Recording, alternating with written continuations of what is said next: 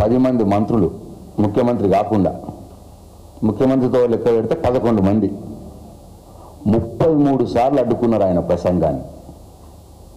ఆయన దేని మీద ప్రసంగం చేస్తున్నాడు? కాళేశ్వరం ప్రాజెక్టు యొక్క గొప్పతనాన్ని వాస్తవాన్ని ప్రజలకు అసెంబ్లీ సాక్షిగా విడమర్చి చెప్పడానికి ప్రయత్నం చేసి, కాళేశ్వరం తెలంగాణ ప్రజల యొక్క జీవనాడి, భారతదేశంలోనే ప్రపంచంలోనే అతిపెద్దదైన multi lift irrigation project, multi level lift irrigation project. అది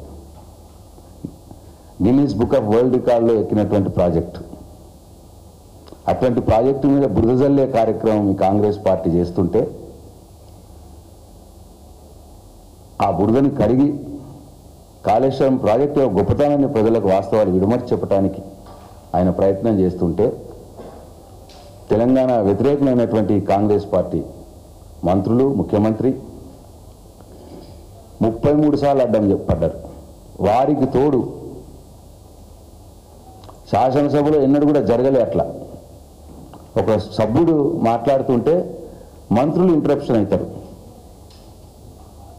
కానీ బీజేపీ పార్టీ సభ్యుడైనటువంటి పాల్వాయి హరీష్ గారిని అవకాశం ఇచ్చి మరీ హరీష్ రావు గారి ప్రసంగానికి అడ్డుదలగట్టం చేసినారు. బీజేపీ పార్టీ సభ్యుల్ని ఉపయోగించుకున్నారు నిన్న కాంగ్రెస్ పార్టీ. అయితే హరీష్ రావు గారికి ఇచ్చిన టైము 80 నిమిషాలు.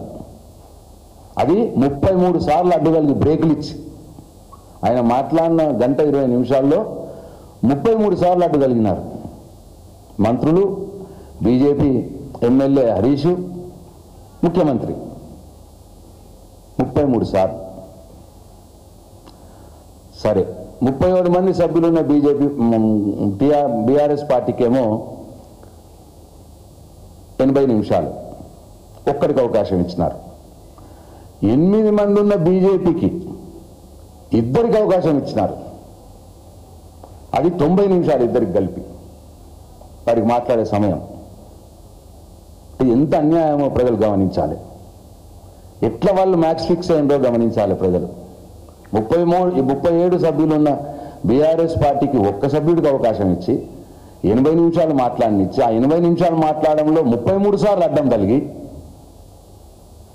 అదే 8 మంది సభ్యులు ఉన్న బీజేపీ పార్టీకి 2 అవకాశం ఇచ్చి 90 నిమిషాలు మాట్లాడింపజేసినారు. దీంతో ఈ బీజేపీ పార్టీ మొత్తం టీఆర్ఎస్ మీదనే దాడి, బీఆర్ఎస్ మీదనే దాడి. వాస్తవాలు లేదు. ఇక ఏదైతే రేవంత్ రెడ్డి స్క్రిప్ట్ ఇచ్చిండో దాన్నే పాల్వాయి హరీష్ మొత్తం డిట్టో అచ్చుకుదినట్టే ఆయన 30 నిమిషాల ప్రసంగంలో. వాళ్ళ బీఎల్పీ నేత కూడా మహేష్ రెడ్డి గారు కూడా అదే కోవా.